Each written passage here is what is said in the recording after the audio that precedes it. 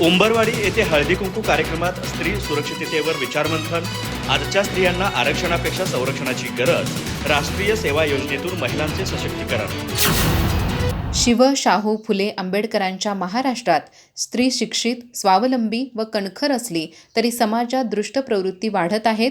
त्यामुळे आजच्या स्त्रियांना आरक्षणाची गरज नसून संरक्षणाची गरज आहे, असे प्रतिपादन कीर्तिदेवी सावंत यांनी केले.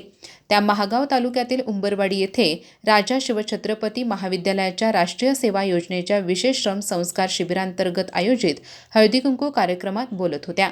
स्त्रियांनी स्वाभिमान, स्वावलंबन व आत्मनिर्भरतेसाठी इतरांवर अवलंबून न राहता दुष्ट प्रवृत्तीचा प्रतिकार करण्याची क्षमता बाळगावी, असे आवाहन त्यांनी केले. कार्यक्रमाच्या प्रमुख पाहुण्या सेनापती प्रतापराव गुजर शिक्षण संस्थेच्या उपाध्यक्षा यशोमती देवी कुपेकर होत्या.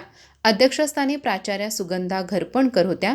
त्यांनी सर्व क्षेत्रात महिला सक्षम असून प्रत्येक स्त्रीने मुलींना घडवण्यासाठी व यशस्वी करण्यासाठी प्रथम प्राधान्य द्यावे, असे सांगितले. कार्यक्रमाचे सूत्रसंचालन व मान्यवरांचे स्वागत रचना मुसाई यांनी केले. प्रमुख पाहुण्यांचा परिचय वैशाली पाटील यांनी करून दिला. उपस्थितांचे आभार शिबिरार्थी अनिशा सोलापुरे हिने मानले.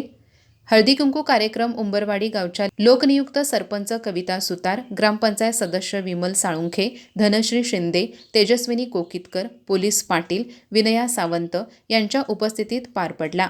हा कार्यक्रम यशस्वी करण्यासाठी शिबिरार्थी विद्यार्थिनी ऋतुजा मेंगुलकर, भाग्यश्री मेंगुलकर, वैशाली नाईक, निहारिका मुळीक, पूनम पाटील, अनिशा सोलापुरे, रेखा नाईक, मनीषा कांबळे यांनी विशेष परिश्रम घेतले. अधिक माहिती आणि ताज्या घडामोडींसाठी आजच आमचे चॅनल सबस्क्राईब करा.